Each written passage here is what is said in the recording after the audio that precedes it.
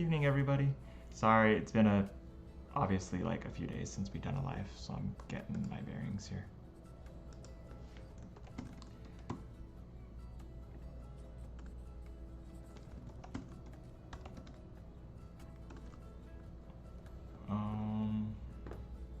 There's background music. Ugh. I think it's working. Evening, guys. You're here for the story. That's good to hear at Dat Boy Jukes. For like the first 5 minutes, everyone's getting a hello from me. I haven't been on my computer for a stream in a minute. Yeah, I'm dying. Oh my gosh, I'm hurting so bad.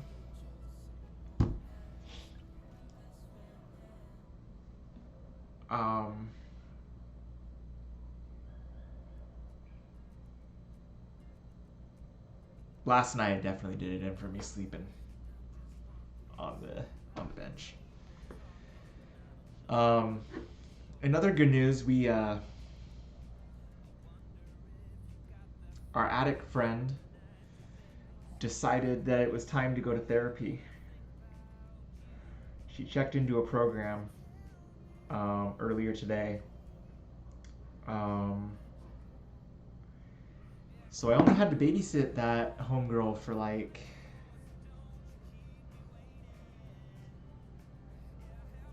8, 9, 10, 11 days.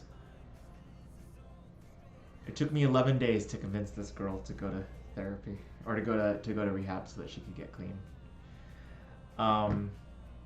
She did something yesterday to get a fix, and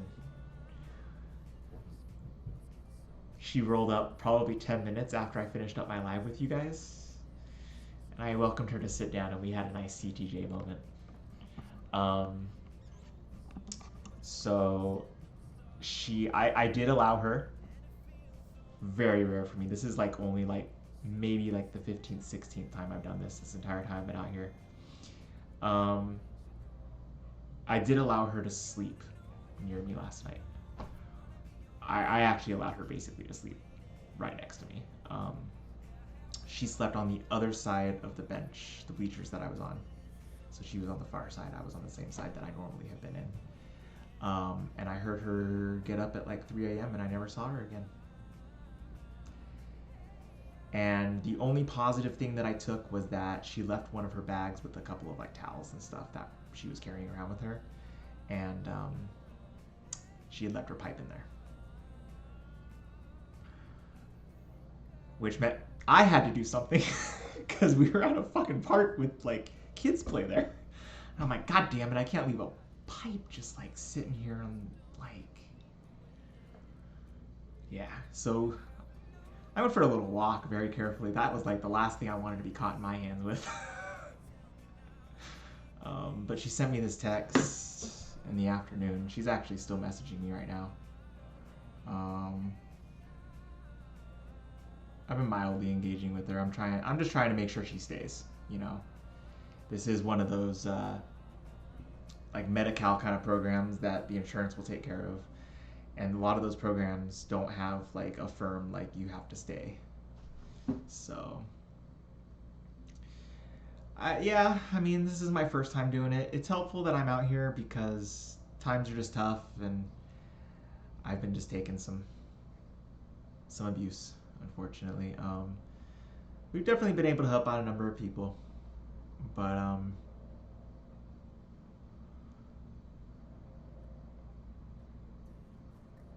hey, Harley's mama, glad you could join us tonight for the talk. I know you know Harley's mama, but no one else knows yet. Yeah, it's I'm fortunate that I grew up around that shit. So when this girl came around last weekend, it was kind of like reminiscent of a lot of the people that used to hang out in the park behind my childhood home. And yeah, I didn't really allow her to stay all that close to me throughout the day, but every time she saw me at the park, she always came up to me. I did ask her to watch my things a few times, and I did appreciate that she was able to step in. I didn't really feel good about leaving my streaming equipment with the meth head, but she did prove to be reliable. We'll go with that. I went to the dollar store yesterday, and when I got back, I was like 50-50 she's going to be there or she's not going to be there. Like, I don't know what's going to happen. But I came back from the dollar store and she was still there watching my things. So, you know, it was nice to have an assist on a couple of things there for, you know, like, yeah, 11, 12 days. So, but as far as I'm concerned, she is not my responsibility anymore. She is still messaging me, but I'm going to let that taper off.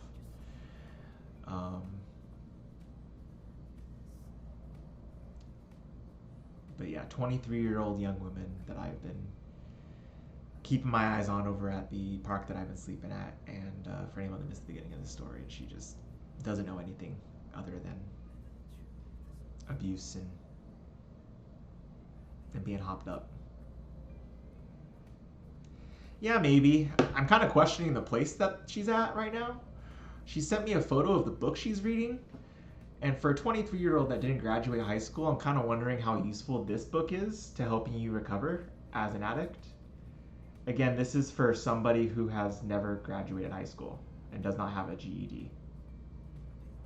So, like, I don't really know how useful this book is for her, but this is what they gave her when she checked in today. I'm already questioning this facility.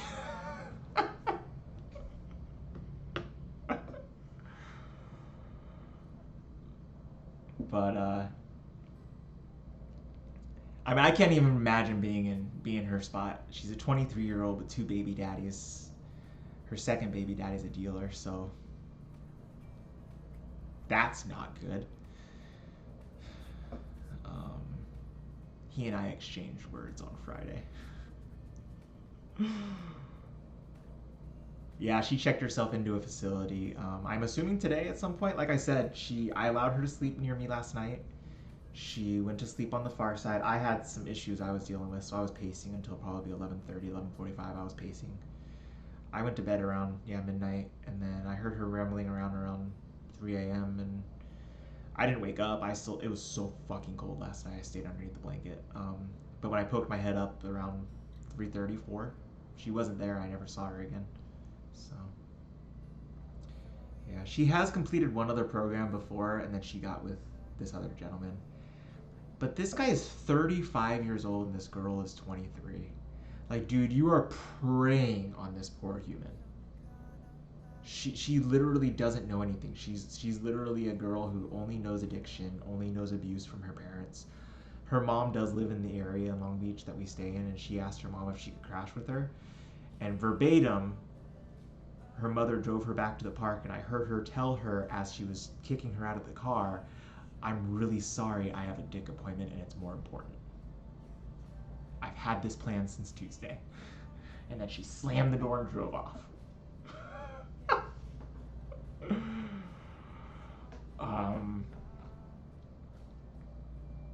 That's a new type of mother problem that I would never not know what to do with. Like, I've seen my mom like on dates and stuff when she was single and stuff.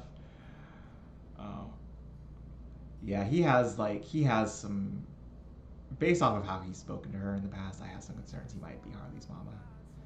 But like, your mom kicking you out of the house because she'd rather go possibly hook up with somebody? Like,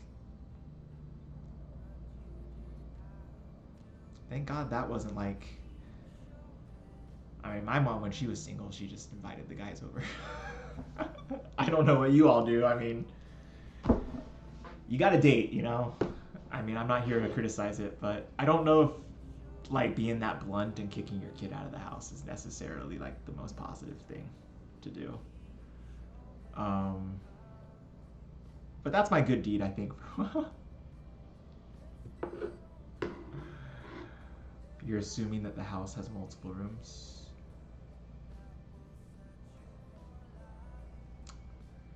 I mean, I don't know. Yeah, I don't know what the living situation is. I mean, I would assume that, like, yeah, couldn't mom go into another room?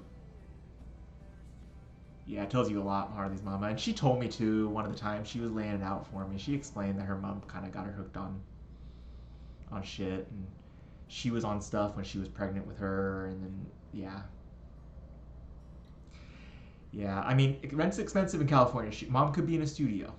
Mom could be in a studio. In which case, like, lay down a blanket in the floor. Or you let your daughter sleep in the kitchen or something. I don't know. Um, but yeah, I'm calling that my good deed for the week. We tend to have a lot of those here lately.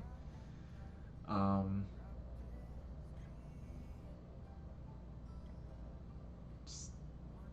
I no longer have to put myself in a situation, you guys, where I gotta pick up strays.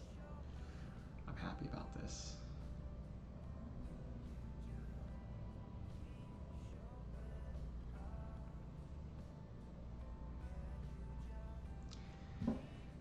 So I'll wait till 8 p.m. because I did make an announcement in Discord. I want to make sure everyone has an opportunity to poke their heads in. Do welcome in, everybody.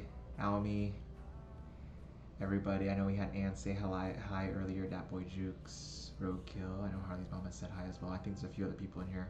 Just remember, if you don't say hi, I'm not going to call you out. I don't want to put anyone on the spot. Lurking is a thing over on Twitch, and I want to respect the lurking culture. So, catching up a little bit on my day. Yeah, I woke up at 5:30 in the morning, went to Panera. Actually, I'm going to tell my story later on. I have a personal story after my news, so we're going to get into that. Does anybody else have a personal story from their Monday? Anything fun happened today? Anyone, you know,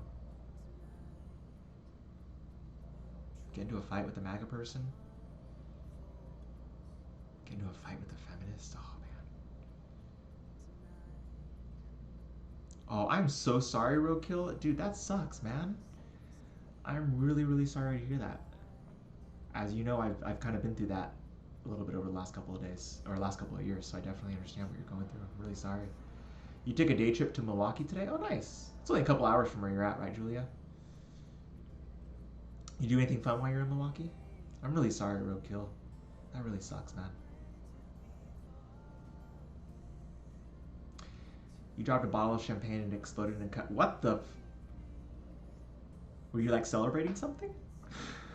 It sounds like this is a celebration gone wrong. Were you working? Was like a full bottle of champagne? That sucks, man. Like cut your leg like you need stitches, or just like you threw a band-aid on it? 2,000 applications. I don't even know the number I'm at, Roadkill. Yeah, the job market does seem to be a little bit better. I was doing okay a little bit. We still have the AI issue that's screening out a lot of my apps, I can tell. But luckily, I'm kind of done with that right now. Not really, just spent too much money at the local boutique, but you got some good stuff. Nice. Whoa, I'm missing a couple things. Hang on. It was unopened. Your girlfriend bought it, and you opened the door to bring it inside, and it fell out of the... Oh, that sucks, dude. That sucks. How about you? It was an average day there for you, and you're thinking of redoing your insurance license. You let it lapse. I let mine completely lapse. I actually just had my Montana and my Utah just expire earlier this month. Probably need stitches, lots of blood. Just gotta have it bandaged up right now. That's probably what I would do. If it's only gonna need 1 or 2 stitches, that boy Jukes, I won't bother. I really won't. Yeah, 2,000 is just a guess, but yeah. Oh yeah. Yeah. It's that job market's just brutal. I think it'll go better right now. We do have this AI issue. I shared a story in Discord. Pizza Thug Puppy had shared an article from someone else that they had shared that I had actually read earlier, and I reshared the article. I think a few people had a chance to look at it, but we're gonna have a lot of weird stuff going on with job applications probably over the next couple of years. It'll be a little weird. But yeah, I don't even know how many thousands I've done between. So my last offer was in December of 2022. Correction, we'll get more into this later. But my last real offer, was in December of 2022. I started full-fledged job hunting in February of 2023. I don't know how many. I have to be over 8,000. I have to be. Between 2023 and when I hit a whole other level. in 2020 in August of 2024, and I stayed on that level until like March or April 2025. You also found out the person who hired you for your current job is going to be the area manager in LA, so you can't wait to work with them again. That's so awesome. Yeah, LA is a very desirable place to try to see if you can make your way to.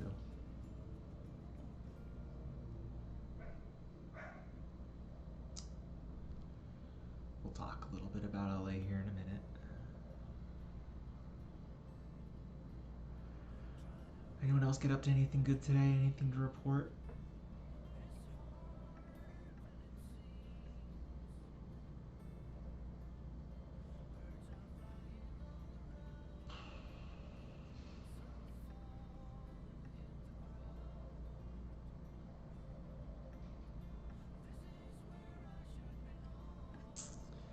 I'll go ahead and do my day.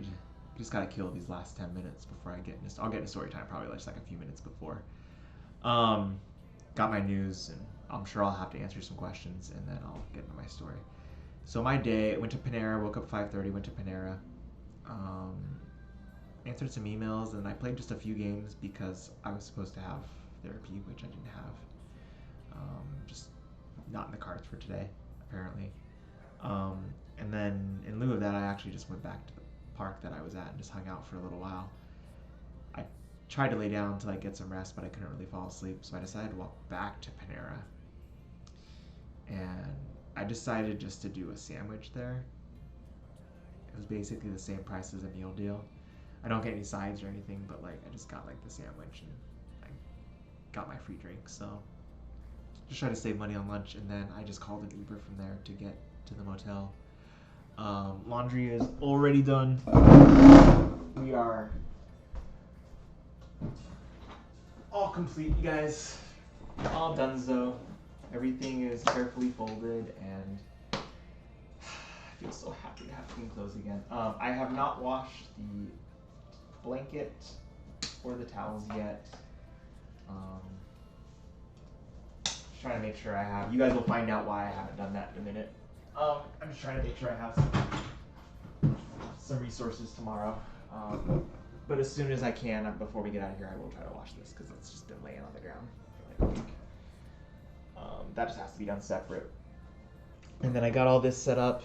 Been a while since I set this up properly. I didn't set this up properly when I was at the other random hotel in Long Beach last week. So, yeah, it took me a minute to kind of get this situated the way I wanted it to be. Yeah. So, took a shower, did some laundry, and then I laid down for like maybe 15 minutes and realized I wasn't going to be able to fall asleep. So, jumped online for just a couple minutes to check some messages.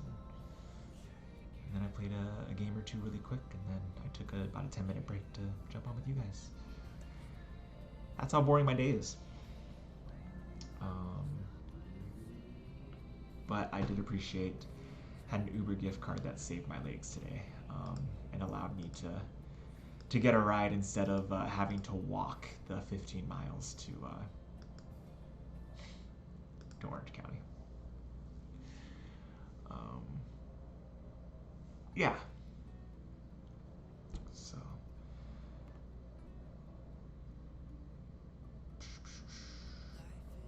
Yeah, I'll try to figure out it. I don't know if I'll get some sleep tonight. I don't know what's going on.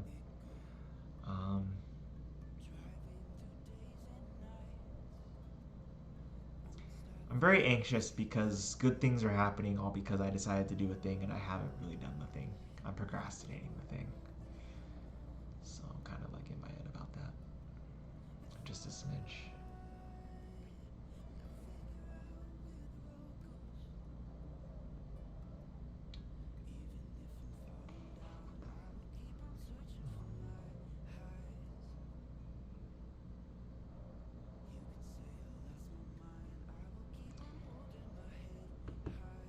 So for those of you guys that have like been around here a while, I've shared this in the past, but for some reason, when it comes time to climb the ladder, like rise and just like start succeeding, growing, all that stuff, achieving shit, Whenever those times come up in my life, I tend to shoot up like a bottle rocket. It's ooh and it's ah, and sometimes it lasts for a really, really long time. Like I'm successful for years and years and years. But when the time comes for me to, I guess you could say, kind of like unwind, when that success starts to taper out, it's kind of a very slow letdown. And that's kind of what this experience has been like the worst of the worst kind of slow letdowns. So some things are happening here right now that are putting us in a bottle rocket type situation. So my first bottle rocket situation was 2007. My second one was 2013. My third one was 2017 into 2018. And then I had another one in 2019. So this is another huge boost up. And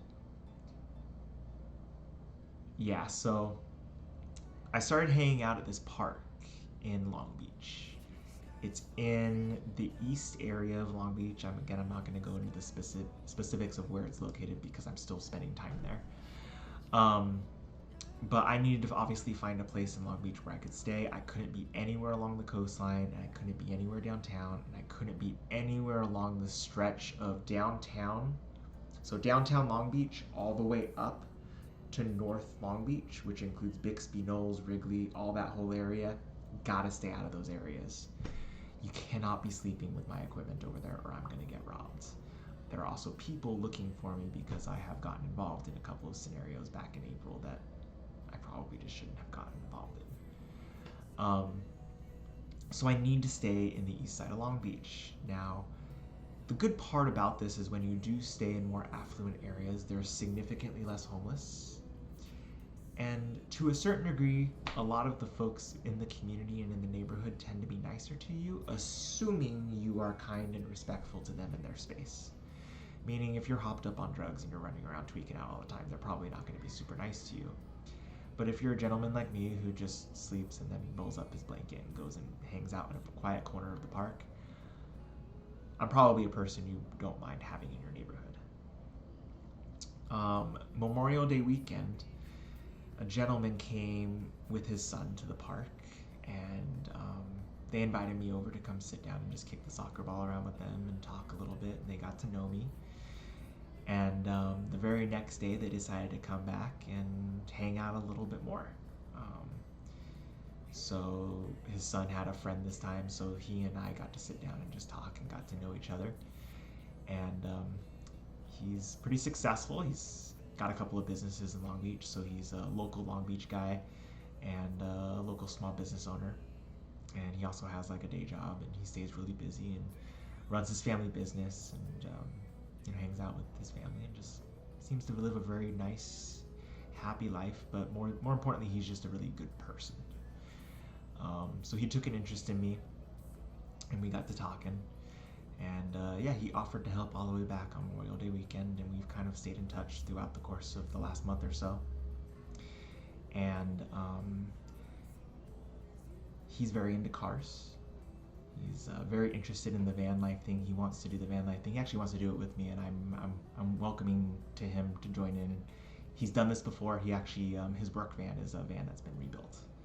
It used to be an ambulance, and he rebuilt it so that he has wheels that he can work out of and open up his laptop in. And so he's going to be helping us out on the van life thing. But as I've mentioned to you guys before, a lot of people are doing van life right now. It's very, very popular. And due to that, vans are extraordinarily expensive. 4, 5, 6K for just bare minimum type vans right now. It's very, very expensive. So I've obviously been eager to get to work, and he offered me some work. I explained my situation with my health. Hang on, Anne. Hang tight. I have not shared anything about stories. I have not gotten to the details yet. So, he had offered me a job, but as he and I discussed, you cannot accept the job unless you have some type of reliable living situation, a place to sleep, and a place to shower. and a place to get food on occasion. Those are extremely important, and I learned working for New York Life full time, missing my meetings in Irvine, all that stuff. And talking, obviously, the case managers, other homeless people, you need to have something secure. This is obviously very draining on me. This has been 19 months now. 19 months and 2 days of being homeless. And since August, I have basically just been on pure charity. So in hopes of getting me working a little bit, and to also get me into a more humane situation where I do not have to sleep out in the cold, my new friend bought me a car on Saturday. It's a car, not a van. He bought me a car so that I can have a place to sleep indoors in, and so that I can get around town, because this is Los Angeles. You need to have a car to live in this city. And not having a car puts you at an astronomical disadvantage in a city like this. So he has the vehicle. It arrived over the weekend, but it was leaking oil, so some parts needed to be ordered. So as of right now, he and I are gonna hang out tomorrow night. He should have it ready tomorrow. All the details and stuff he and I are going to discuss and work through. I am obviously just appreciative. I'm assuming this is his car. He's going to allow me to use it, is how I'm assuming this process is going to play out, and that is totally fine. I'm just super appreciative that I will have a vehicle to get around in. So he is a car guy. He's getting it fixed up. He's taking care of the issue. I even went as far as to check in with him today just to be like, yo, I'm like gonna go get a room. So this is the same friend who paid for my rooms. This is the first night the community's been putting me up in 11 days. So he put me up the 2 nights last week, or in 10 days, sorry. He put me up 2 nights last week in a place in Long Beach that just didn't have internet, unfortunately. So he's been very involved. He paid my cell phone bill last month too. He's just been really trying to help me out. I think he understands the situation. He is also the type of human being, he helps other homeless in the neighborhood too, whether you're tweaking out or not. Obviously, as you guys have all noticed from day one, I'm not a tweaker, I'm not an addict. I'm going through some challenging times, but that is not one of my challenges, and he obviously sees that too. And then in short time, I'm going to start working for him too. Now here's the thing. I will not be making enough money to live. This is where things get really, really lucky. Because he's a business owner, he understands the drive. He understands kind of what I'm doing on a day-to-day basis. The whole not knowing what you're doing, but still doing it anyway. All of it. There are other reasons why he got me this car, and it is not just so I have a place to sleep and I have a way to get around to work for him. It is also so that I can continue to pursue all of the content creation and streaming stuff. I do not want to give this up. I am not good yet, but I have been good in the past making content for somebody else. So having that time to get healthy, to continue to explore kind of the artistic side of things and find out what my niche is very, very important to me. I found a studio that I can work out of. Unfortunately, that studio is in downtown Los Angeles. So for those that are not familiar with this area, it's about an hour and 45-minute drive from Long Beach to downtown LA with traffic. And it's about a 25-minute drive at 10 o'clock at night when everyone's asleep. It is one of the wildest things I just truly cannot explain to you. But I have a place that I can work from if I can get up there. This allows me to get up there. So I will work for him a little bit. We'll see obviously where my hours go and what he needs from me. We'll obviously see how my health progresses, but no, I am not jumping into a job that's going to allow me just to live, nor am I hopping into a job where I am going to be able to work 8-hour shifts immediately. It is likely going to take me, guys, about 4 to 6 weeks to work my way up to working a regular standard 8-hour shift. And it just seems like he's very understanding. He understands the drive and he understands the fact that I want to work, but at a certain point in time, I just got into a place where the physical nature of my health as well as the mental toll, I want to work, but I have to be realistic. If I'm not realistic, I'm going to create some unrealistic expectations for myself, and that's not helpful to anybody involved. So get a chance to get back to work, spread my wings a little bit. I'll get a little bit of money here so I can obviously afford things like gas and do that kind of stuff. So he and I are still ironing out all the details. Obviously, I didn't want to make this announcement and have this like just not happen, or maybe the car showed up and it was just in really bad shape. I have not seen it yet. But I'm really just grateful to have met a really nice person. Genuinely, he's a pretty good friend so far, and he's just been a really nice guy to talk to. But make no mistake, you guys, it's my responsibility to make sure I'm staying top of all this and getting better at it whenever possible, because this isn't like a come work for me and have it be the end all be all. This is the stepping stone to my future. So things are progressing well. I will likely sleep outside of his home for a duration of time. This is going to be a very, very challenging transition for me, as I have either been in a motel or I've been on the street since December 30th of 2024. It has been a very, very long time since I've been able to reliably get myself around, do all those things. So obviously this changes things. I don't have to carry all my things around anymore. That was one of the reasons of making sure, we got a few nights and we did all the things that we needed to do to make sure that I got here, and then when the time comes, I will, drive myself back to Long Beach when it comes. Sounds good, Almy. Thanks for stopping by. Have a good night. Yeah. So a lot of logistics still to work out, but here's the changes that we need to make.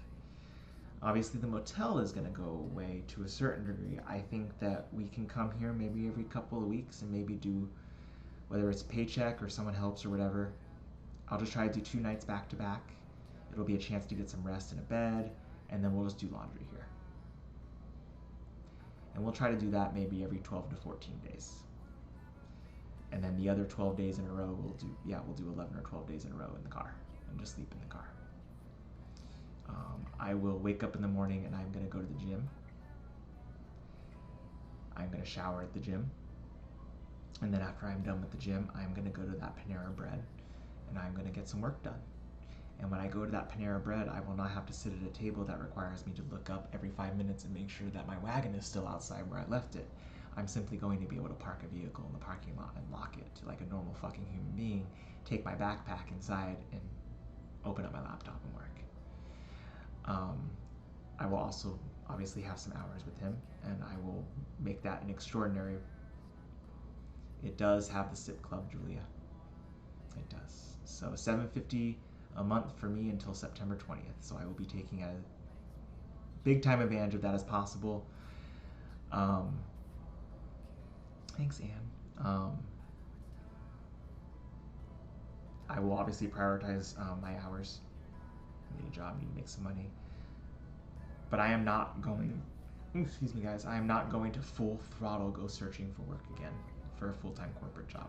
I am going to look for other work and try to make sure we're doing what we can to get the income that we need to survive. But again, this is a stepping stone to make sure that I'm focusing on some of the other things. He's offered some additional help, including getting me in touch with his CPA in town. He's heard a little bit about my nonprofit, so I think as we get to know each other a little bit better, maybe there's a possibility that he could help us get, probably not the Roxy Foundation,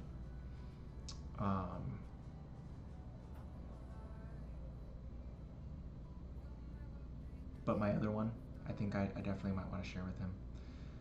So there'll be a way to get some additional tools that'll help me get my feet off the ground, but again, the ability now to get around. And this is huge. It's massive.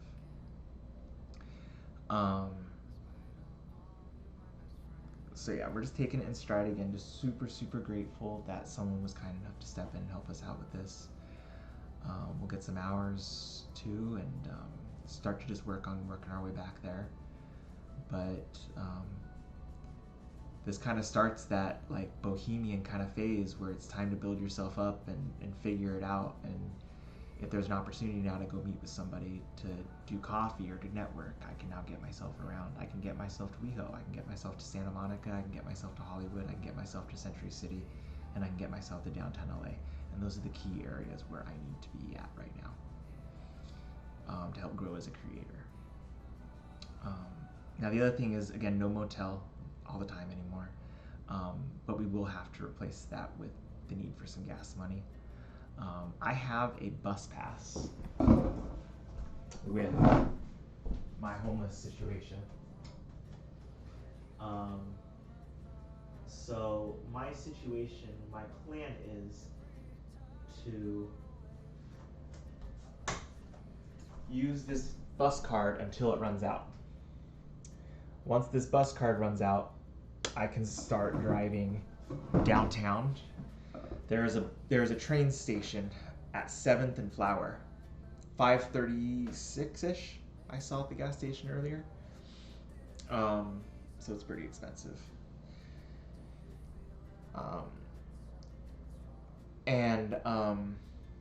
So my plan is to drive the car to, for those that know the Southern California area, there is a train station at Willow and Long Beach Boulevard in Long Beach.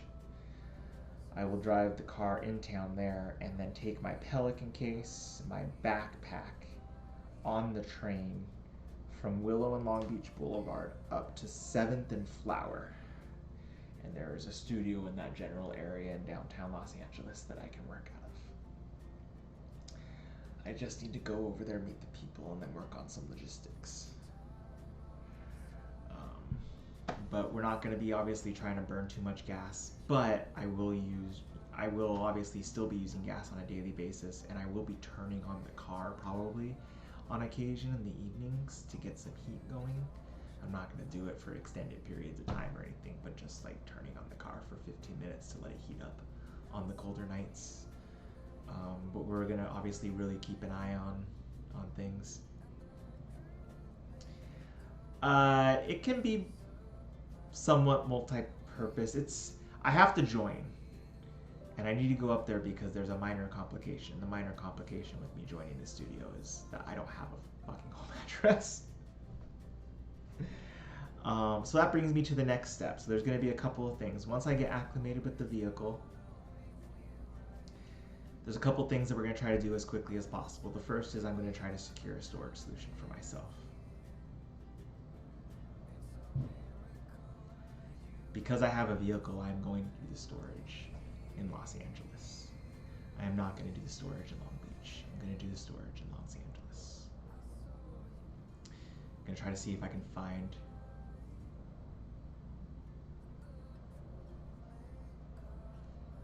Oh yeah, I've watched a lot of those too. Yeah, I mean, yeah, keep it on a little bit earlier to get everything going. Yeah. But we're gonna get everything into storage. That will get all my things available to me, so I can swap out clothes and kind of get things situated.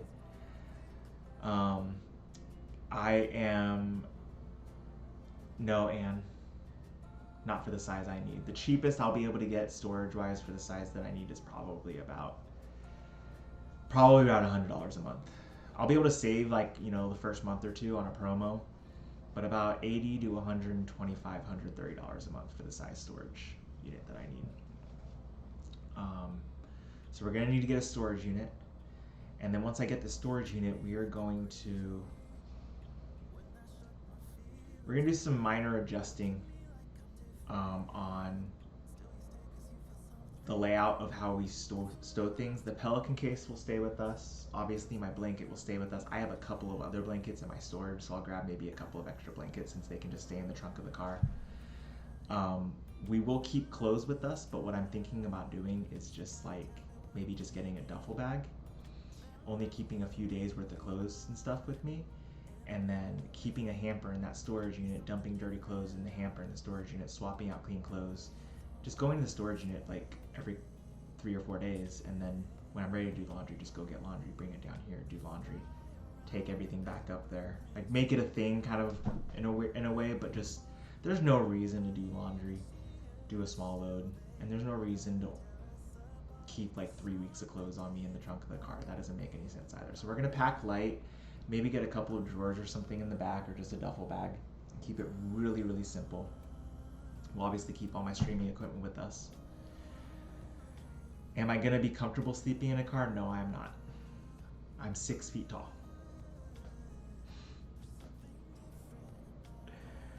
I am going to be incredibly uncomfortable. To be clear, before I got my Lexus in March of 2020, I was in a Toyota Corolla. A 2012 Toyota Corolla that I shared with my ex-wife. 1000% beats sleeping outside. My hope is that I can figure out a way to lean back the driver, like the passenger side seat, in a way that I can just kind of sort of lay flat. I am a side sleeper though, so that does benefit me, even though I am 6 feet tall. I don't mind curling up in a ball. But guys, this is an astronomical leap. Astronomical leap. So, but yeah, we'll get storage situated. We're obviously going to be working, so we will be working around a schedule.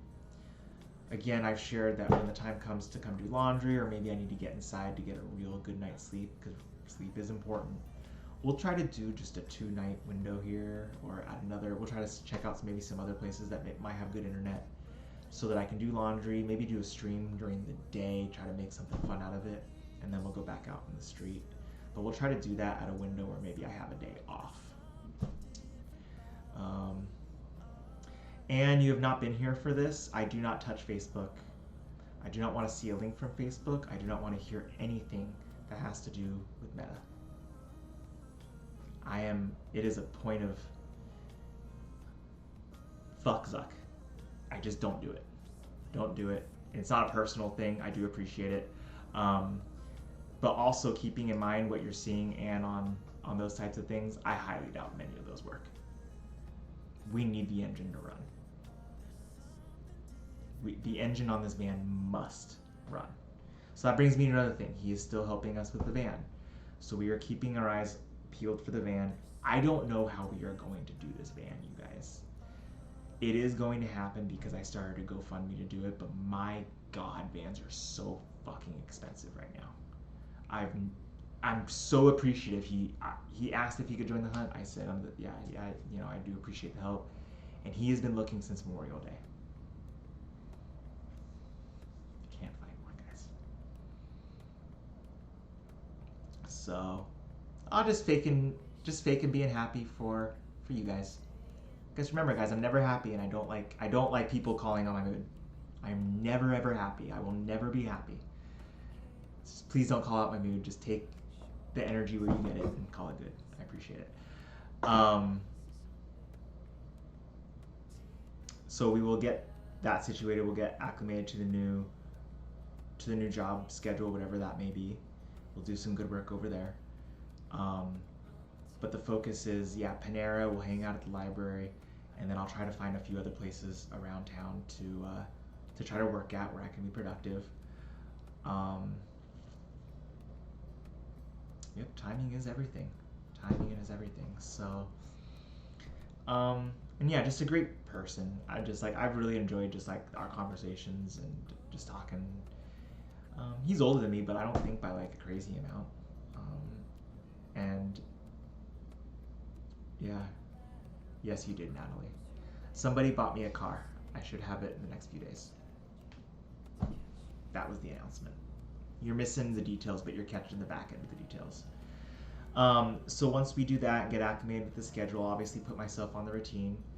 I'm going to go back to 24-hour fitness.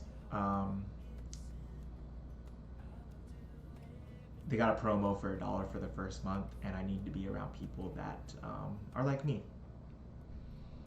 So I'm going to go back to 24-hour for a while. We're not going to do the Equinox jump or anything, but we're going to start going to the gym. So mornings will be wake up in the car, clean up, get everything organized, and then I'll go to the gym. There's 2 in Long Beach that I can go to, and then I'll clean up, shower, change my clothes, and then we'll go to Panera. We'll work from Panera until like 9 or 10 in the morning, and then either I'll go to work on that day for this person, or I will go to the library or I will go to the studio in downtown Los Angeles and get some work in. Remember, gotta stay focused on this. We'll do a few job applications in the morning while we're at Panera.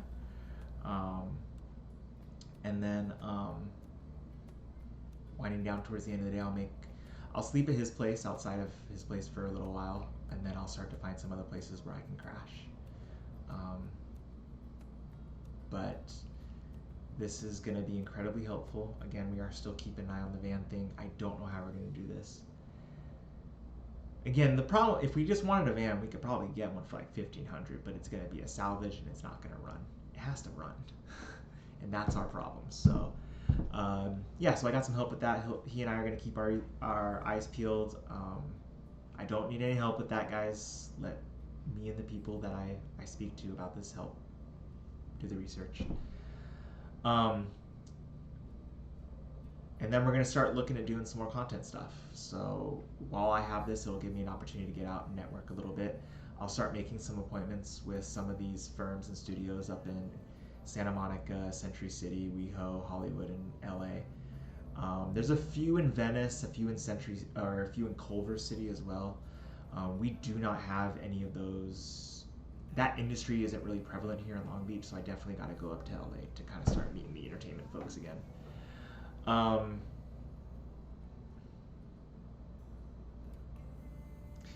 A lot of good things, you guys, started happening for me when I just made the decision earlier this month that I was gonna just talk to I was gonna talk to my ex-wife. Just reach out and talk.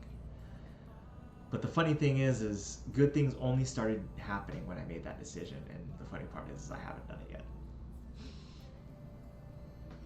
But when I thought about not doing it a week and a half ago, a slew of bad fucking things all happened over the course of 2.5 days. So I need to find some time to make this positive video. I promised myself I would make it when I'm in a good place and I'm like, yeah, just in a good, actually good place. But yeah, that's my good news. Yeah, I think I do, Harley's mama. This doesn't change anything. I'd say my life expectancy is still about December or January, even with the vehicle. God doesn't show me anything, Dat Boy Jukes. I do apologize. I do respect your belief in God, but I do not believe in God. So, I think I need to do it. The life expectancy thing has not changed. This does not change that. So I think that, like, just the fact that, like, whenever I've put that energy, it's like, cool, we're going to make this step. It needs to happen. It probably should have happened a while ago, and I just keep on choosing not to do it. And the reality is, you guys, this is the message that Roxy sent me with her passing. I don't know anything about going with my ex's life. I don't want to know anything going on with my ex's life. I don't have any interest. I have not looked her up. I don't care. This isn't about that, you guys. This is not about that. This is what I will say about my ex-wife.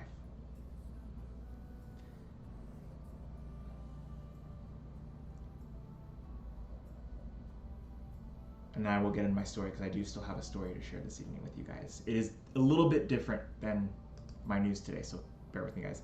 This is what I will share this evening regarding my ex-wife and kind of the current status that I'm at. I put my ex-wife, just not even my ex-wife, this person, this human being, this particular individual, I will always put first. I've been up and down with this with therapy and a psychologist, so I want you to hear me out here. And another doctor, by the way. So this is, please stop and listen to me on this. I am not a dumb human being. I know something is wrong with her and that there was an issue, and I'm very well aware of what some of those issues were. If she asks for something at any point in time, she will get it. If she wants space, which is all she's asked for right now, she's going to get it. I do not reach out to my ex-wife ever. I reached out to my ex-wife on November 25th, 2024 to ask her if she would help out with Roxy for a few months.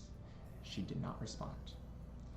And then I reached out to my ex-wife on May 13th, 2026, the day that Roxy passed away, so that she could say goodbye. At no other time during my time being homeless have I ever reached out to my ex-wife. And the reason why I have not done that is because she asked for time and space. That is all she wanted when we separated. So that is my desire, is to give her as much as I can possibly give her of that. Prior to our separation, so we are talking a year and a half, almost 2 years prior to us starting to have any getting to the point where we were having significant problems and I was moving out, I was going through a tough time. It was October of 2020. I have never, ever, ever, ever gone through an extended difficult time in my marriage. I have never gone through an extended period of time while we were engaged. It was the first time I was going through a difficult time when her and I were together. I kind of been through a weird thing with my job at Amazon, and she forced me out the door to go to a baseball tournament in Phoenix, Arizona. So, do I have that photo? Yeah, so it was October 2020. She forced me out. My really, really good friend from Montana was flying in and meeting me there. And I was going through a tough time, so instead of staying with the guys at the Airbnb, I decided that he and I were just going to crash in our own spot and just hang out alone. And we had a lot of really good CCJ moments and just really bonded and talked. And he and I don't get to spend a lot of time together because he lives in fucking Montana and I live in Los Angeles. Pulling up photos here, guys. Oh, there we go. I'm almost there. Where's that squad? That was like a good fucking squad. Oh, there we go. There we go. Photos. Photos for story time.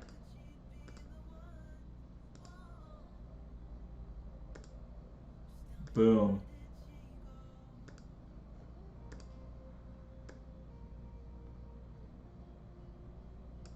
Ah. Will you select the thing that I want you to select? My goodness. We are on the struggle bus. So here we go, guys. Little baseball story here. So this was back in October of 2020. Is that right?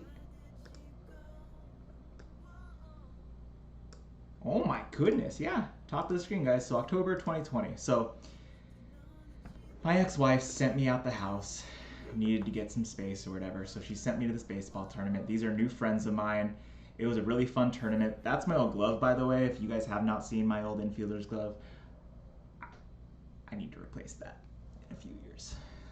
I did get a nice few years out of that. And this is the Cubs facility, by the way. This is at Sloan Park. I got some fresh cleats for that tournament too. I love those. Those are some clean spikes. Those are some really clean spikes. Red spring training. So that's my buddy. That's my good friend. Anyway, so I went to this baseball tournament. Any other good photos that I can share from that trip? That was a good trip. Oh, here's one more. One more. There you go. Photo of me at the tournament. We were the Rockets. I don't know who designed these uniforms, but like, we could have done better. The orange and blue was not working for me, guys. This was not my favorite of my baseball tournament stuff. Anyway, so I went to this tournament and I just bonded with my buddy. The ex stayed here, obviously. She was working too, so she couldn't really come. She was in a position where she had to stay focused on her work and, you know, don't want to be interfering with that. She just started a new job.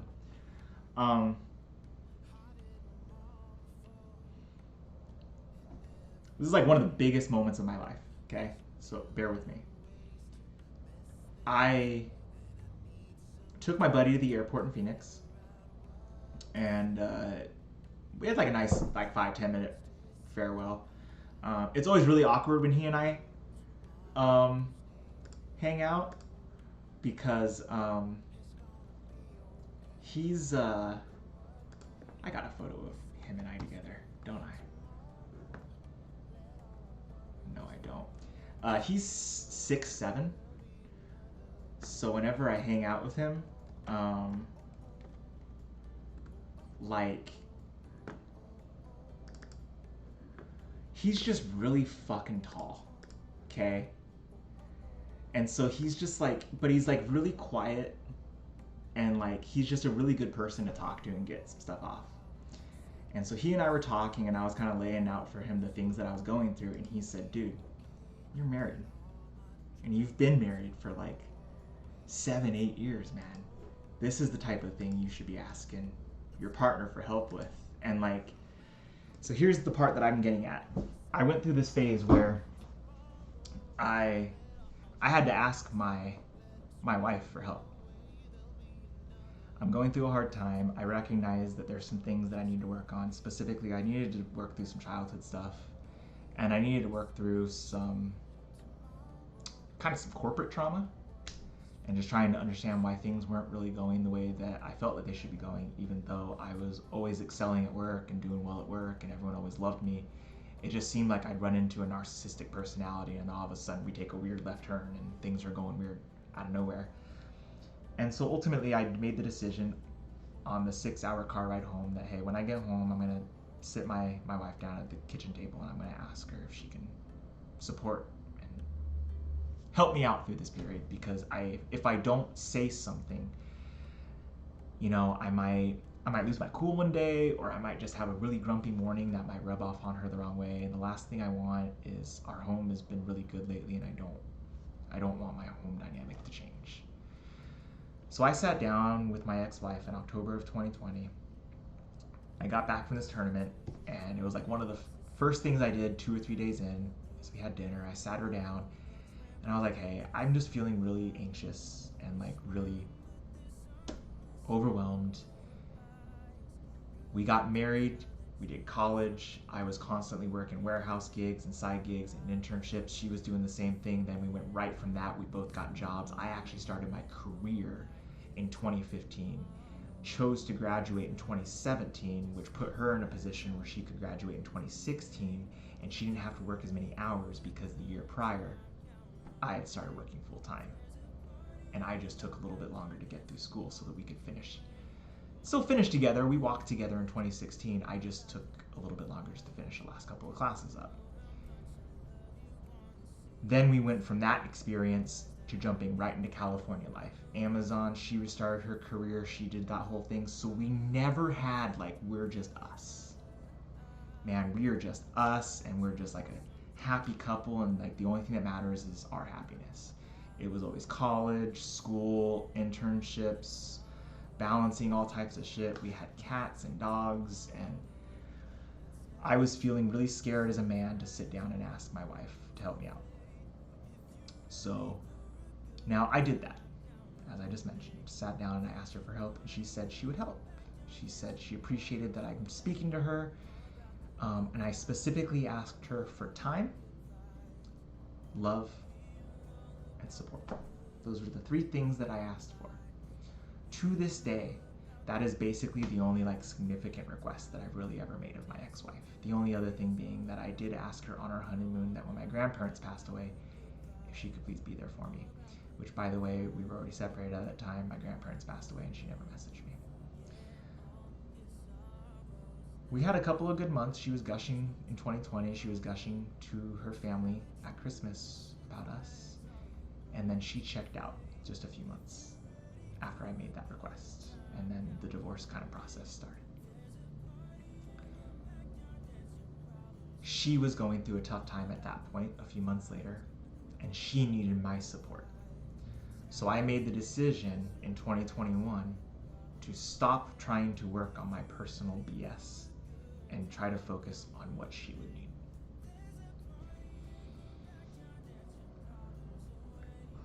You guys know and see how things have gone since then.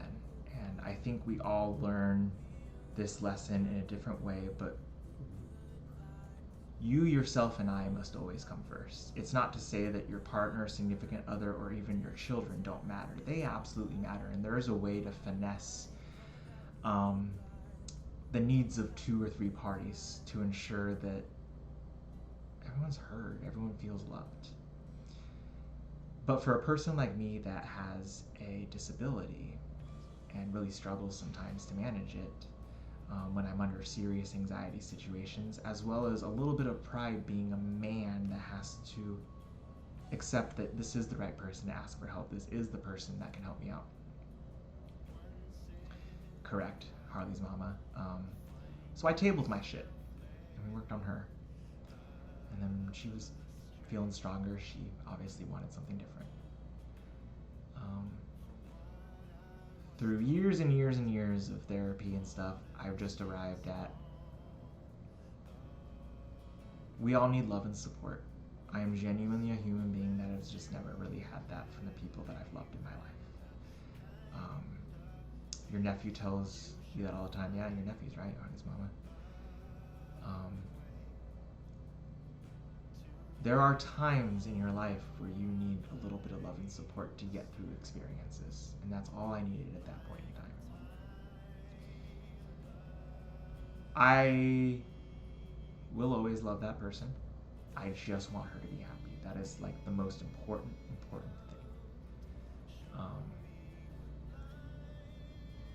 Not receiving that help in 2020 when I asked for it, though, has led us to a very challenging position. So, as a man, I am just going to simply swallow a little bit of pride. Because there's certain things where you need certain people from. Now, keep in mind, before I'm considering this and made that decision earlier this month, I have already reached out and considered reaching out for a third or fourth time to a lot of other parties in my family. This includes my sister. My sister's just not ready to have the conversations about our childhood that we need to have. I mean, my parents, when I was 12 years old on Halloween, October of 2021, basically beat me to a pulp while they pinned me down to the ground in our living room because I did the dishes. My stepdad took his plates into the living room to watch a game. When I had gotten out of the shower to finish getting my costume on to go trick-or-treating with my friend, he had deposited the dishes in the sink, and Michael didn't do the dishes, and it started an argument. This is just one example from my childhood. So they pinned me down and beat me until I cooperated. And when I finally was able to get them off of me and run into my room and close the door, I ran past my fucking 4.5-year-old sister, who witnessed the whole thing and was just standing there in her fucking little Cinderella costume. I tried to talk about my sister about this within the last few years, and she just shut down on me. Completely just shut down on me. Yeah. So I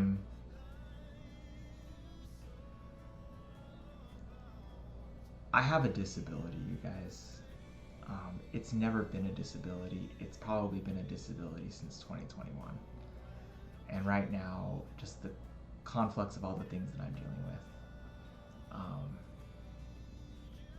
I just need to reach out.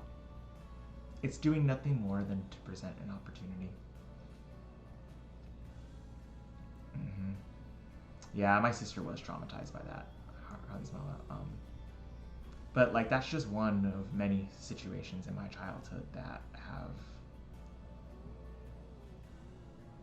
Those were the types of battles that I needed to fight when I asked for her help in 2020. So were we asking for anything crazy? No, I'm asking my wife, can we please make sure that we're working hard and staying close right now, so that if I have like a bad session or something that I opened up hits me at a weird time, yo, can I just like come downstairs and just talk to you? Like it's that kind of support that I was looking for.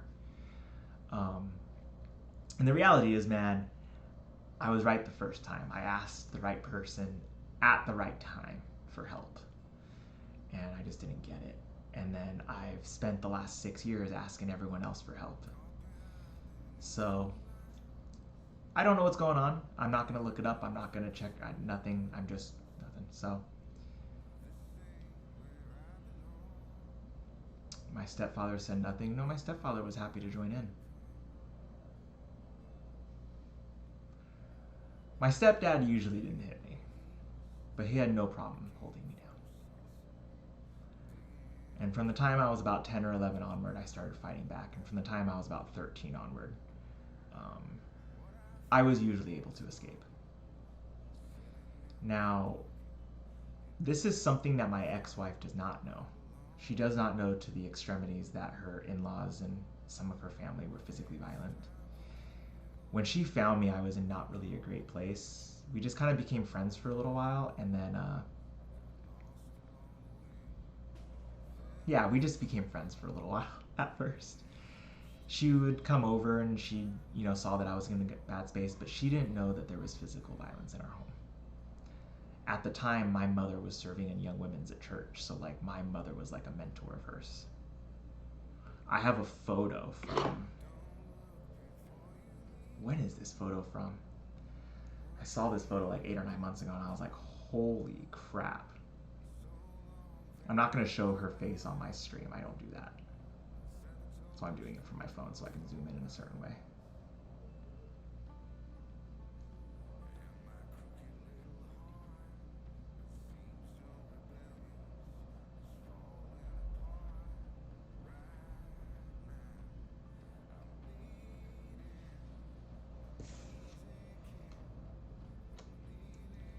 This is a photo in the kitchen of my old home. And this was just the year before, what is this, May 2012? This is the year before we got engaged. No, that was the year we got engaged. That was the year before we got married. She was spending a lot of time in our house. My mom was like a mentor at church and stuff, and she would help prepare for events, my ex-wife, and she was a teenager and stuff, so my mom has no problem helping out others.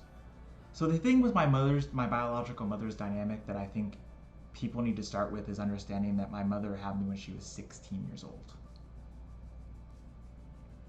I was not wanted, guys. Her plan was to give birth to me and then put me up for adoption. When she found out that my biological father's family was going to make a play for me, in the state of California, if one family passes on it, the other parent's family, they get to make a choice before you enter the system. So instead of allowing me to enter the system, she opted to just keep me. And she proceeded to just treat me like this obligation instead of treating me with love and kindness and support. And this isn't to say that she didn't do some amazing things and that my mother and I don't have some incredible memories together and have some laughs and some cool stuff, but I gave my mom a shot in 2021 and 2022 to try to be a more present figure in my life, and she decided that she didn't want to take advantage of that. And that's in obviously connection with a lot of the other things that have happened in our relationship. And the truth is, like, her plan when she was going to UCSB was, I'm going to graduate, I'm going to get my teaching credentials, I'm going to go back home, I'm going to live with my parents for another year, get my teaching credentials, and then I'm going to take Michael and we're going to go live in San Diego. My mother did not ever think that anyone would ever want to marry her because she was a single mother and she had a child. And then she met my stepdad, and that all ended up working out. And they met when they were getting their teaching credentials in Sacramento. So it ended up working out great for them. But once that plan changed from San Diego for the two of us to now get to have a family with this man, my role in the family just became the extra person.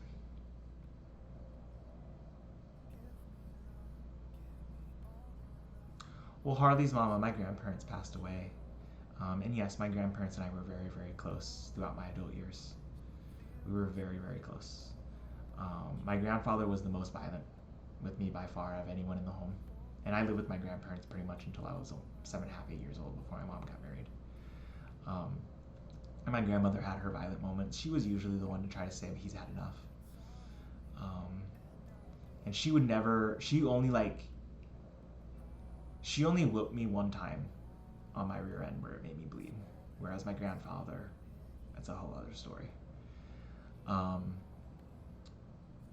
so with all this being said, my ex-wife doesn't really know about all of like the greater details. Even though we were married for 10 years and all that stuff, this is not stuff that she really had a chance to really dive in deep with me on.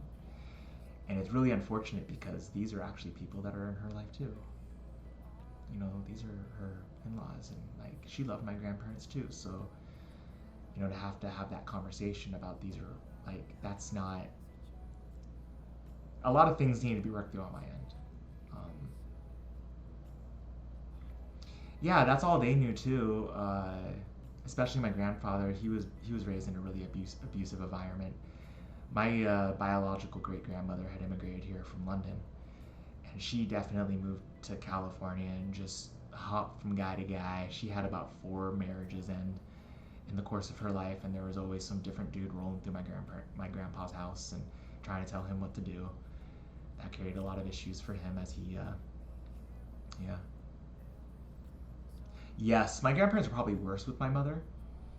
I was very loved with my grandparents. My grandparents loved that I was an overachiever. They loved that I got good grades. They loved that I excelled in sports. They loved that I excelled in school projects. They loved that I joined clubs. And um, my grandfather saw me stand up for a kid in my neighborhood when I was like 6 years old. And it was probably like my 3rd or 4th fight I had ever been in. And I just remember like this kid called my friend a racist name. And I just turned around and clocked this kid. This kid was like 7 or 8 years old, and I had just turned 6. And this guy shoved me back, so I had a couple of additional, you know. I'm 6 years old. I'm not taking shit from you if you're going to call my friend a name. And even at 6, you don't call people that word. And my grandfather sat at the back gate. It was in the park behind our house. He sat at the back gate and just watched it all happen. I've never met my biological father.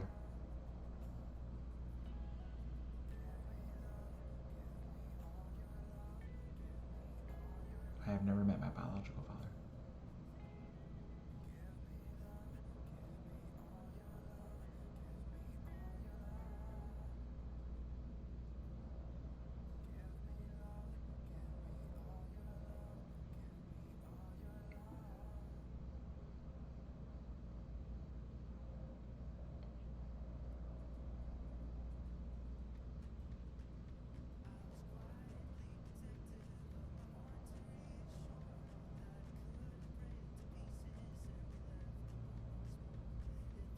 Yep. There's more to it. My mom and I talked a little bit over the years. My grandparents were moving out of our childhood home. We all had a chance to have some heart to hearts. And I got to know my biological grandmother. Turns out I've actually seen my bio grandfather too a few times. But yeah, me and my biological father we never met. In 2016, we were still in college when I made this. In 2016, I decided if I ever had the urge to go meet him, I would talk to her, and if she would be willing to join me and come with me, I would go do it. That's as far as I've really ever gotten as far as like wanting to go meet my biological father. Is like, okay, if I ever get there, let's go ask the wifey here if she will be kind enough to join me. That's as far as I got, was just contemplating if I would want to do it alone or do it with somebody, and I think I just want the backup. But it's also one of those things, like, I do know he's married, he has 2 daughters. I do know a little bit about him because I have looked him up. So it's like one of those things where, like, if I brought her with me and like he and I meet and like, you know, she could like pull his wife and whatever to the side to give us a couple if I feel like we need that, you know. Yeah, I don't think I ever want to meet him. But yeah, guys, it's just tough. I'm a guy. I am a dude. I am, a very traditional male, but as you guys can see, I don't really run around with that toxic, edgy masculinity. I do believe that strength comes from a better place, and I think that there's a lot of strength that comes from being empathetic and exercising a little bit of vulnerability. I like to have some things that are private and still to myself, but I will say, as a person who can make peace with that as a man who understands that there are going to be times in my life now that I have to step in and I have to say, hey, I need help with something. And at the time in 2020, I think I was doing exactly the right thing.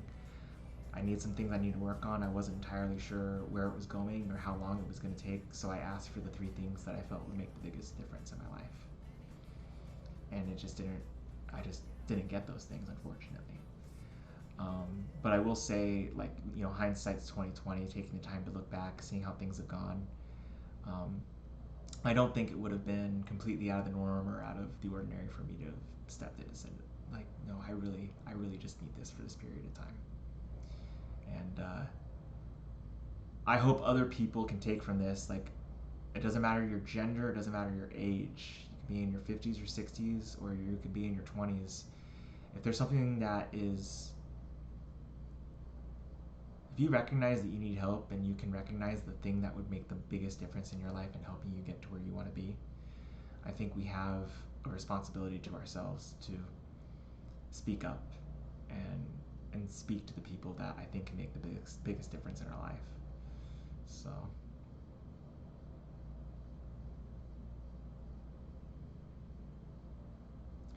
no, you're right, Anne. It's definitely one of those things that's made things very, very challenging. This is a story that I share a lot, but I have a lot of people in my life, a lot of people I've met, a lot of everything in my life. A lot of folks have benefited a lot from my friendship, or being family with me, or being related to me, or any of those things. And there's people that got jazz tickets, people that got concert tickets to see, Billy Joel and like Metallica and Taylor Swift. And I got my ex, when we were married, my ex is a huge Ariana Grande fan. I am too. I think Ari's great. She's got a beautiful voice, fucking rock star voice. But she was coming to work. I'm like, don't buy tickets. Just come to my work. Leave your fucking purse in my office, and I will walk you and get you a seat in the front row. And that's exactly what I did for her. And then we did get to see Ari one other time. We went to the Forum. In like 2019, we went to the Forum and saw Ari. It was the end of her tour. It was a good tour. But yeah, all these people that I've gotten. Sounds good, Julia. Thanks for hanging out with us tonight. I hope you have a good rest tonight. I'll catch up with you tomorrow. All these people in my life that have gotten benefits. Let me see if I can find this photo.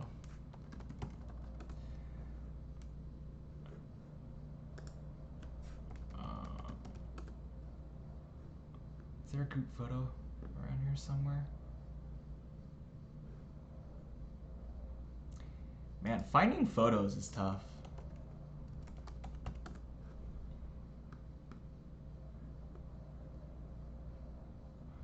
But, I've got my friends' court time on the jazz court. I've done so many things to try to help my friends. And team photo? Would it show up if I type in team photo? Usually this thing is pretty intuitive.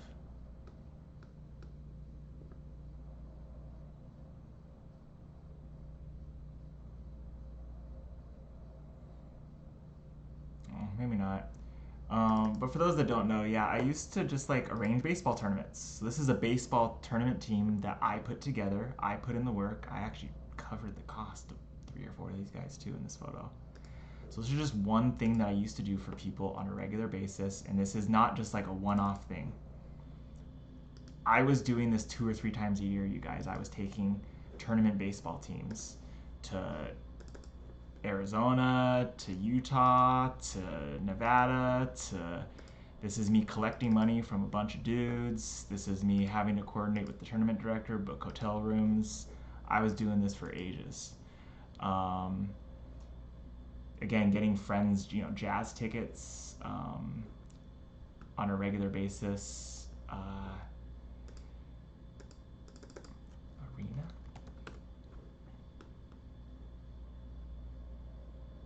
So I used to do this all the time, and like there's all these people that I feel like have benefited immensely from my friendship and our relationship. People that I've done a lot for, and I've stepped in. You know, when I was even after I got divorced, man, I had a buddy getting breaking up with his girlfriend. He got kind of left out high and dry with like their rent and stuff, and I helped him move out.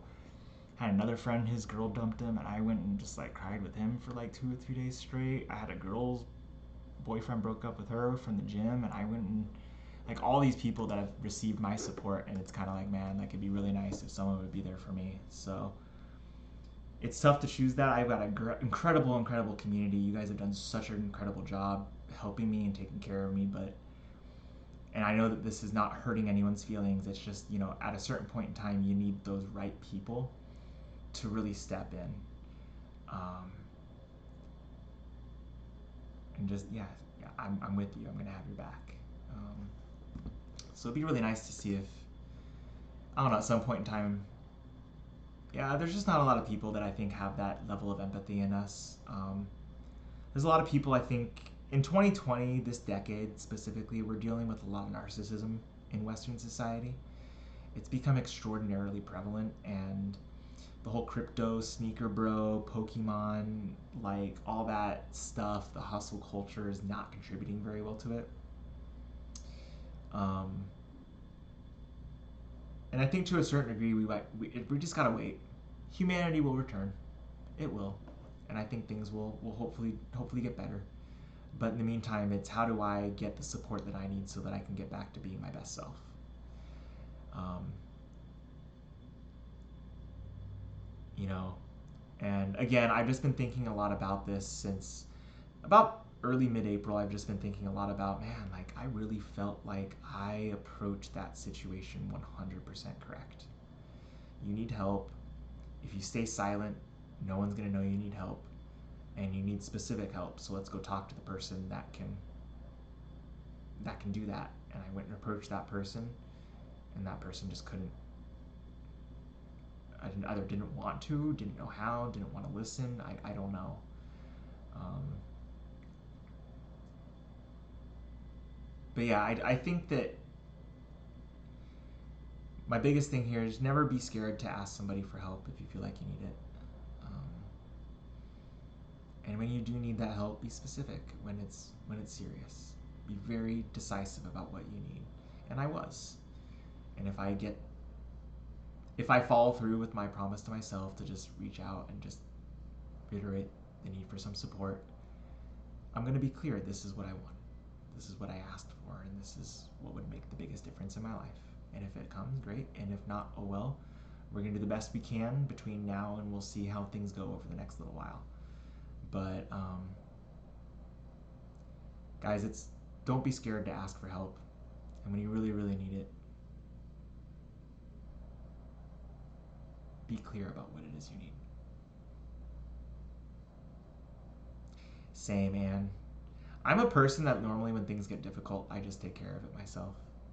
The biggest lesson that I've been learning on this journey is that it's okay sometimes to reach out and ask for a hand. It really is. All this toxic male mansplaining alpha male energy that's going around in our culture right now, that ain't the answer. Ain't none of you ladies want that kind of a man to come home to. We all know the type of man you want to come home to. So why would I change that about myself when that's my biggest strength? Yeah, and I'm learning, and I'm still getting better. And like I said, I made the decision, and all these positive things started. Like think about all the things that have happened over the last little while, and all I did was I made the decision that we're going to take the initiative to communicate here. And since I made that decision, we've made Marvel Rivals Climber. We've gotten help getting a ride. We have made a new friend. There's been a lot of positive things that have happened since then, so taught you a lot. Good. So this went longer than I intended to. I am going to do a Marvel Rivals stream tonight. I am back in Grandmaster, so I am one division lower than my goal for the season, so I want to keep on hammering away with the time that I do have available to myself. Sorry, I'm just checking So tomorrow my plan is, but you don't mind though, it's taught you a lot. Yeah, it's taught me a lot too. It's taught me a lot being on my own. I've been on my own since I was like 8 or 9 years old. So yeah, tomorrow we're gonna wake up in the morning, try to get a stream in. He does work. So, and I am normally an extrovert. Since the abuse though, I've been a little introverted. So yeah, so I'm gonna wake up, try to get a stream in, guys, in the morning. I need some more content to pull from. I need shit to pull from. So I'm gonna try to get some more games in. I am gonna try to get some games in tonight. I know many of you guys will go to sleep, but I'm just gonna play some ranked. If anyone missed this and just wants to chat for a few minutes, I'll have the opportunity to get a little bit of conversation in. But try to shoot to go to bed tonight around 10:30, 11, which is I think a normal time to go to bed. I think that since we'll be able to close some doors here in the future and stay out of the wind chill, we'll just try to be going to bed at a normal time. But yeah, we'll get some games in tonight on stream because I need the content. I need to get the stream time in too. Unfortunately, when I do get indoors, I gotta kind of keep my foot on the pedal here, guys. So we will have a new event tomorrow for Marvel Rivals. So I'm going to have an opportunity to take on a new challenge tomorrow. So we'll see what that's going to be in the morning. We'll try to get some stream time in, and then yeah, we'll go back to Long Beach, visit with our friend, kind of see what the deal is, find out what he needs from me, because I'm just incredibly grateful if he just tells me, hey, this is when I want you to start working. Cool, that's when I'm going to start working, and the sooner the better. But yeah, maybe as soon as Thursday we'll be sleeping in a ride, and we'll probably do our lives from inside the ride too. So should be good, guys.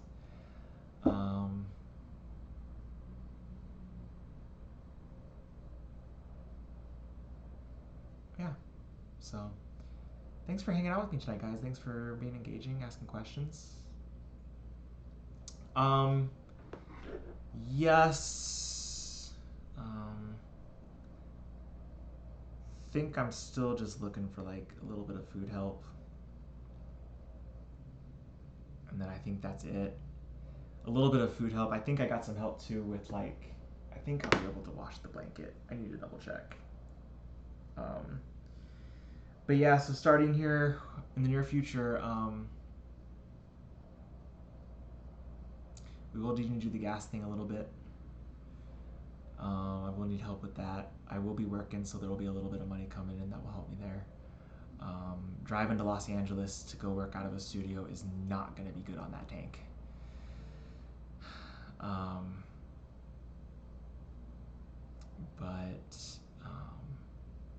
But yeah, so I will probably try to do a bite to eat maybe at Panera, since that is the area that I'm going in Long Beach tomorrow, and then I'll go visit with him. I don't have any food with me or anything, and grocery store is like a mile. That's another thing that's gonna be nice when I come over here. I can just drive to the grocery store. My gosh, it's so far to the grocery store from here.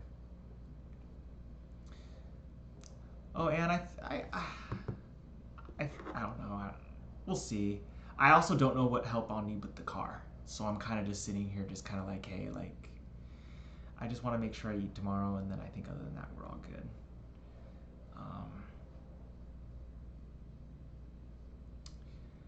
But yeah, so we'll hopefully get this situated, and then like I said, order of operations is going to be figuring out the storage thing, starting to work. Once the storage thing is situated, you guys, I'll be mobile. I can park the ride at his place, get a ride to the airport, and I can go to the airport and take a job somewhere for a few days. I can go accept invitations from companies that are bringing content creators out to their offices. Like, I'm going to be able to do all kinds of fun, cool shit that I can't do now. So I'm going to be able to get down to LA a little bit more regularly. If so there's the opportunity here to do some cool stuff. I also don't have to lug around all this crap anymore. My back is going to genuinely appreciate that. So yeah, guys, I'll get you guys some more updates here when it's here. Just really grateful to have met a really cool friend. Seems to understand too, and I really appreciate that, you know. That really means a lot. So.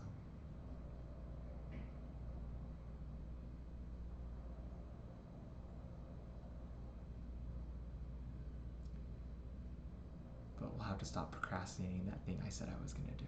So, sounds good, Anne. Thank you guys all so much. I really appreciate all of you and you guys spending time with me tonight. Like I said, I'll be back here on Twitch here in a minute. If anyone wants to hang out with me, I'll play some games. I know not everyone's into the Rivals thing, so some of you I'll see and some of you I won't. Totally cool. But I'll be back on. Light at the end of the tunnel. You were so right, Harley's mama. Thank you so much. But yeah, I really appreciate everybody, and I'll catch up with you guys tomorrow night if I don't see you guys later. Hope everyone has a great Wednesday. I'll keep you guys updated. Take care.